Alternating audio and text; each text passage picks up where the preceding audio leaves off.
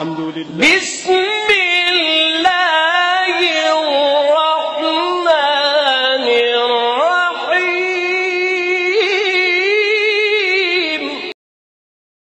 بسم اللہ الرحمن الرحیم۔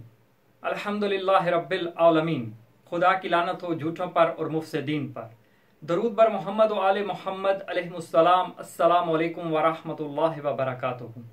امید ہے کہ آپ تمام صاحبان ایمان خیر و عافیت سے ہوں گے۔ عزیزان گرامی، ابھی چند روز پہلے ڈاکٹر عامر لیاقت کا ایک پروگرام جو ایکسپریس پر نشر ہوا، اس میں انہوں نے اہل حدیث کے مشہور اور مایہ ناز عالم دین قاری خلیل الرحمان صاحب سے حضرت ابو طالب علیہ السلام کے حوالے سے سوال کیا، تو انہوں نے جواب میں حضرت ابو طالب علیہ السلام کی تکفیر کرنا شروع کر دی، اور وہ ویڈیو خود قاری خلیل الرحمان صاحب کے یوٹیوب پیج پر بھی موجود ہے۔ پہلے آپ وہ ویڈیو سماعت فرمائیں، پھر انشاءاللہ تعالی ہم اس کا نقدی جواب آپ کی خدمت میں پیش کرتے ہیں۔ آج صبح حضرت ابو طالب کی بات ہوئی تو کچھ ان کی مہربانیاں، کچھ ان کی کرم نوازیاں جو انہوں نے ساتھ دیا دین کا، وہ ذرا کچھ آپ بیان فرمائیے احادیث کی روشنی میں۔ آپ تو ماشاءاللہ ان چیزوں پر عبور رکھتے ہیں۔ حضرت خدیجہ کی حضرت ابو طالب، رسول اکرم صلی اللہ علیہ وسلم جب شیب ابی طالب میں آپ کو اسلام اور توحید کی دعوت کی پاداش میں آپ کو قید رکھا گیا اور معاشی مکمل بائیکاٹ کیا گیا، اور اس وقت ابو طالب ساتھ تھے، اور چچا ہونے کے ناطے آپ سے وہی پیار، وہی محبت، وہی خلوص، اور کفار کے سامنے ڈھال بن کے کھڑے ہو گئے کہ تم کچھ بھی کرو، میں اپنے بھتیجے کا ساتھ نہیں چھوڑ سکتا۔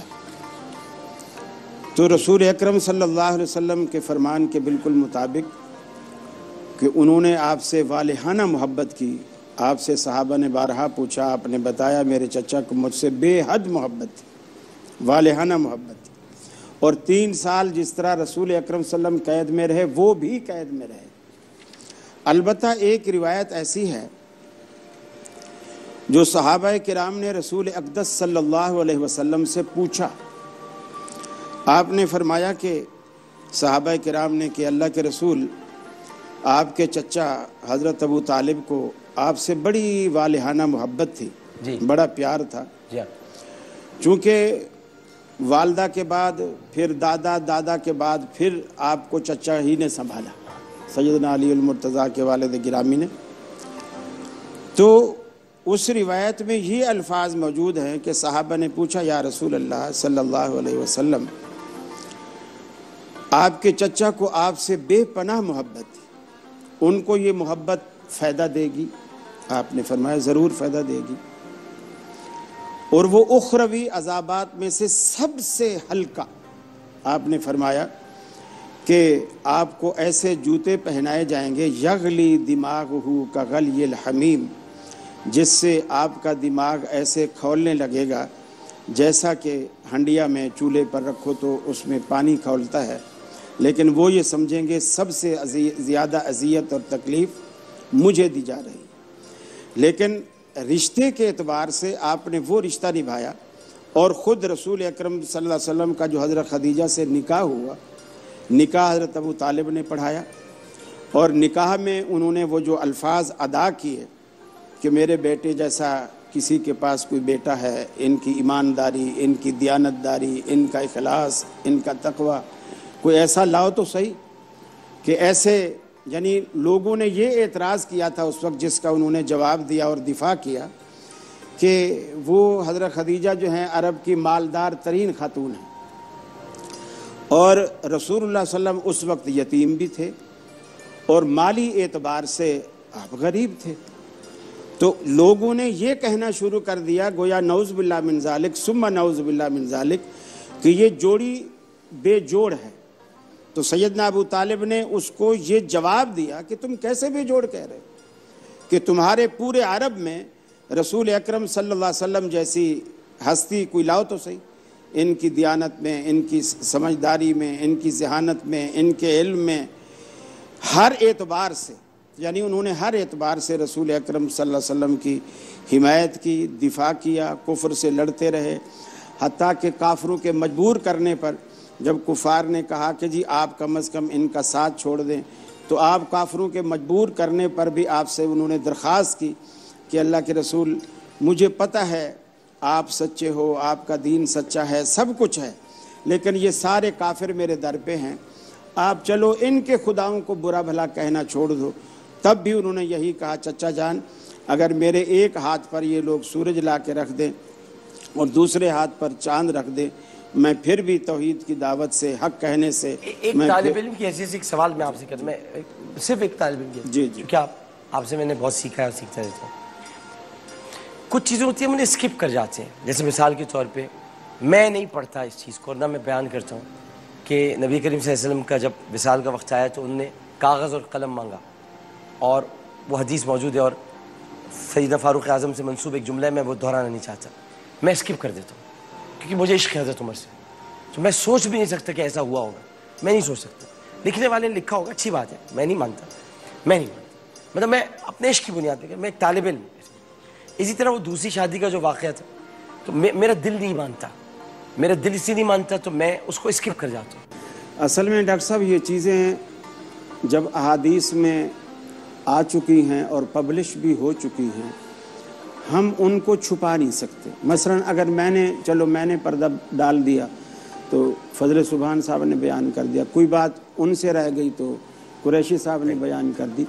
एक चीज़ जब मार्केट में आ गई है और फिर वो सनदन साबित भी है, तो फिर वो छुपे, जैसे कहते हैं ना कि खुशबू है, जब कोई शख्स शीशी का ढकना खोल देगा और उसके अंदर इत्र है तो फिर हम उसे छुपा नहीं सकते। अच्छा, अब अगर इस पे जैसे हाँ ये कहा जा सकता है, एक हदीस जैसे वो, मैं तुम्हारे पास दो चीज़ें छोड़ जा रहा हूँ सही बुखारी की, एक कुरान और एक मेरी सुन्नत, लेकिन सही मुस्लिम जब हम खोलते हैं तो उसमें मैं तुम्हारे पास दो चीज़ें छोड़ जा रहा हूँ, एक कुरान और एक अहले बैत, तो दोनों ही बयान करते हैं, मतलब वो दोनों किताबों में करते हैं दोनों बयान। बिल्कुल, तो कहीं पर अगर ये लिखा है, कहीं पर अगर ये लिखा है कि अबू तालिब ईमान ले आए थे या ईमान मैंने सुना उनके कानों में आवाज़ आ गई, तो हम वो भी बयान कर दें, वो बयान करने में क्या अर्ज है, वो क्यों छुपा लेते हैं? ये ऐसे यही पूछ रहा था मुझे। डॉक्टर साहब ऐसा नहीं हो सकता कि हदीस में आया हो और हम मुस्नद अहमद में है ना, नहीं कि हम उसे छुपा दें। नहीं, छुपा नहीं रहे, आपको नहीं कह रहा मैं कह रहा हूँ लोग छुपाते, हम यही नहीं कह सकते, आपको तो कह ही नहीं रहा मैं, और ऐसा कोई कर भी नहीं सकता। तो फिर आप बताएं ना, ऐसा कोई कर भी नहीं बताएं ना ये वाली हदीस।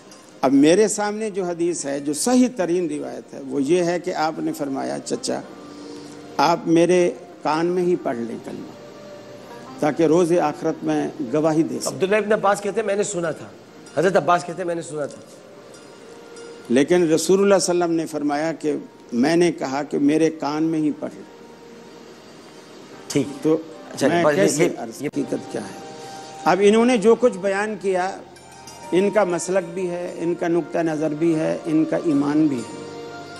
अब मैंने जो बात बयान की है वो बुखारी शरीफ से बाहर नहीं, और इस पर इनका भी उनका भी सिवाय शिया हजरात के बाकी सब का ये ईमान है, असाहुल कुतुब बाद किताब, बिल्कुल कि कुरान के बाद सही तरीन किताब बुखारी। और आपने बुखारी शरीफ से कोई बाहर बात, बस मैं इससे ज्यादा और वाह इस बात पर मेरी तरफ करम आका बात अब तक। तो रसूल अकरम सल्लल्लाहु अलैहि वसल्लम ने जो भी आपकी पूरी ज़िंदगी या आपके अक़वाल, आपके अफ़आल, उनको परखने का, जांचने का मेयार हमारी मोहब्बत नहीं है, वो हदीस पाक है, और हदीस पाक से ही फैसला होगा, पता चलेगा कि किसकी बात दुरुस्त और किसकी बात सही है। जो लोग अबू तालिब के ईमान के कायल नहीं हैं, वो अपनी नफ़रत की बुनियाद पर ये नहीं कहते, हदीस की बुनियाद पर कहते हैं, और जो लोग उसको ईमान में दाखिल करते हैं वो मोहब्बत की बुनियाद पर करते हैं, हदीस की बुनियाद पर नहीं। इमाम अहमद बिन हंबल में हदीस है ना? नहीं है। ऐसी एक सुने तो सही, अब ऐसी कोई रिवायत जिसको मुहद्दिसीन ने सही करार दिया हो, और वो हज़रत इमाम हंबल के बेटे ने पूछा था उनसे क्या हो गया, बात बेटे या बाप की नहीं है, मैं ये कह रहा हूं ऐसी कोई रिवायत जिसकी सनद को मुहद्दिसीन ने सही करार दिया हो, और ये सही तरीन जो सही है इनकी रिवायात है। ग्रामी, आपने कारी खलीलुर रहमान अहले हदीसी आलिम दीन का बयान समात फरमाया,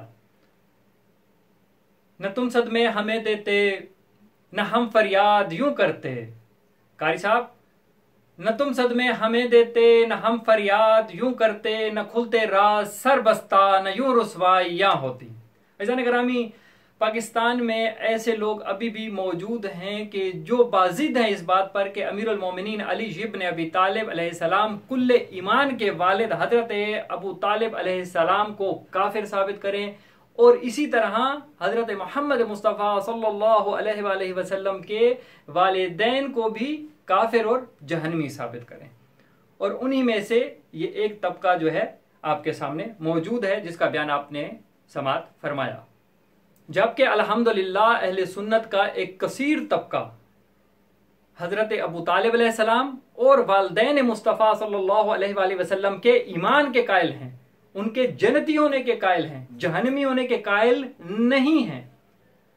और आप मजे की बात यह देखें कि डॉक्टर आमिर लियाकत हुसैन ने सवाल क्या किया कि आप हजरत अबू तालिब अलैहिस्सलाम की करम नवाजियां और मेहरबानियां बयान फरमाएं। अब इन साहिब ने कभी हजरत अबू तालिब अलैहिस्सलाम की जिंदगी के बारे में पढ़ा हो तो कुछ मालूम हो तो फौरन बुखारी की रिवायत पेश करना शुरू कर दी, और उससे पहले इन्होंने कहा कि जनाब हजरत अबू तालिब अलैहिस्सलाम ने रसूल खुदा का खुतबा पढ़ा। आपने ये बात तो की है, मगर फिर यहां पर एक डंडी मारी। आप वो खुतबा भी बयान फरमाते ना दुनिया वालों के सामने कि वो खुतबा पढ़ा तो उसमें क्या कहा, कैसे अल्लाह की हम्द व सना बयान की। आज जो आप नमाज में अल्हम्दुलिल्लाह रब्बिल आलमीन पढ़ते हैं, उस वक्त कुरान भी नहीं आया था कि हजरत अबू तालिब अलैहिस्सलाम ने वो अल्फाज मुबारका को अदा किया था अपनी जबान मुबारक से। तो आप लोगों को जब ये बयान करेंगे कि हजरत अबू तालिब ने जो खुतबा पढ़ा था निकाह का और उसमें अल्लाह की हम्द व सना की थी, तो लोग खुद फैसला कर लेंगे। लोगों को मालूम हो जाएगा कि काफिर होकर कैसे अल्हम्दुलिल्लाह रब्बिल आलमीन कर सकता है, किस तरह अल्लाह की हम्द व सना बजा ला सकता है। अज़ीज़ान गिरामी, दो बातें यहां पर काबिल तवज्जो है। पहला, डॉक्टर आमिर लियाकत का कारी खलीलुर रहमान से अबू तालिब के बारे में सवाल करना, जबकि डॉक्टर आमिर लियाकत कारी खलीलुर रहमान के अकीदे के हवाले से अच्छी तरह वाकिफ थे कि वो हजरत अबू तालिब अलैहिस्सलाम के ईमान के कायल नहीं हैं, फिर उनसे ये सवाल करना चेमानादारत। और दूसरी बात, चले उन्होंने तो सवाल मान लिया कि उन्होंने सवाल किया हजरत अबू तालिब अलैहिस्सलाम की मेहरबानियों के हवाले से कि उनकी मेहरबानियां और नवाजिशात के हवाले से बयान फरमाएं, तो कारी खलीलुर रहमान साहब को चाहिए था कि अगर आपके पास इस बात का इल्म नहीं था तो आप उस सवाल को आगे फॉरवर्ड कर देते, शिया आलम की तरफ फॉरवर्ड कर देते, मुफ्ती हनीफ कुरैशी की तरफ फॉरवर्ड कर देते, और जितना आपने बयान किया था बस उसी पर इक्तफा कर देते कि इससे ज्यादा मेरे पास से उनके बारे में इल्म नहीं है। बस उसी पर तकफीर की बात उठाना चेमानीदारत। खलीलुर रहमान साहब ईमान हजरत अबू तालिब अलैहिस्सलाम पर जो लिखी गई किताबें हैं, क्या आपने उनका मुताला फरमा लिया है? जैसे ये बरखुरदार मुल्तानी की किताब ईमान वालिदैन मुस्तफ़ा व निजात अबू तालिब अलैहिस्सलाम, क्या आपने इसका मुताला फरमा लिया है? क्या अबू तालिब मोमिन कुरैश, क्या आपने इसका मुताला किया है? क्या हजरत अबू तालिब अलैहिस्सलाम के ईमान पर अहले सुन्नत के आलिम दीन की इस किताब का आपने मुताला फरमाया है? और फिर अगर आप यहां पर आ जाएं तो देखिएगा कि सफ़ा नंबर 536 और 537 के ऊपर इन्होंने सैयद मोहम्मद बिन रसूल बरजंजी की किताब का भी दिया है कि उन्होंने भी हजरत अबू तालिब के ईमान पर किताब लिखी है। उसके अलावा काजी अहमद बिन जैन दहलानी मक्की ने भी हजरत अबू तालिब अलैहिस्सलाम के ईमान पर पूरी किताब लिखी है। और सफ़ा नंबर 538 के ऊपर आप कहते हैं ना कि जी वो शियों के सिवा, शियों के अलावा बाकी कोई इसके हजरत अबू तालिब के ईमान के कायल नहीं है, तो जनाब ये अहले सुन्नत आलिम दीन है। और फिर ख्वाजा सफ़ा नंबर 538 के ऊपर ख्वाजा मोहम्मद कमरुद्दीन सियालवी साहिब सजादा नशीन आस्ताना आलिया सियाल शरीफ सफ़ा नंबर 539 के ऊपर क्या लिखते हैं कि हकीकत यह है कि हजरत अबू तालिब अलैहिस्सलाम के ईमान और ईकान के दलाइल इस मकाम पर पहुंच चुके हैं कि उन्हें तस्लीम किए बगैर चारा ही नहीं है। जी, इनके अलावा भी और भी बहुत सारी कुतब जो हैं मार्केट में दस्तयाब हैं और इस बंदा हकीर के पास भी मौजूद हैं। हजरत अबू तालिब अलैहिस्सलाम के ईमान के ऊपर जो दलाइल पेश किए गए हैं, और इनके अंदर सिर्फ आप कहते हैं ना, आपने कहा कि जनाब जो लोग अबू तालिब के ईमान की बातें करते हैं वो मोहब्बत से सिर्फ भरी बातें करते हैं, मोहब्बत की वजह से करते हैं जो है, वरना मैं तो हदीस पेश करता हूं। अब इन किताबों में सिर्फ मोहब्बतों का जिक्र नहीं है, इन किताबों में उन रिवायात को जो आप पेश करते हैं علم رجال کی بھٹی میں جب ان کو گزارا گیا تو وہ وہیں پہ جل کے راکھ ہو گئی. جی ان کتابوں کے اندر ان روایات کا مکمل اپریشن کیا گیا ہے. تمام امت مسلمہ سے بہت معذرت کے ساتھ میں یہ بات کرنے جا رہا ہوں، صرف بطور مثال پیش کر رہا ہوں. یہ بات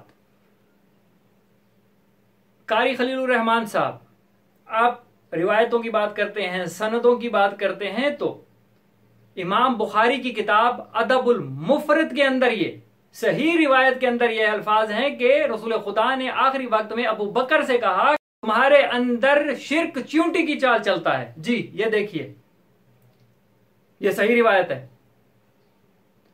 آگے آ جائیے، میزان الاعتدال ذہبی کی کتاب، اس کے اندر خود حضرت عمر کا یہ قول موجود ہے کہ خدا کی قسم میں منافقوں میں سے ہوں.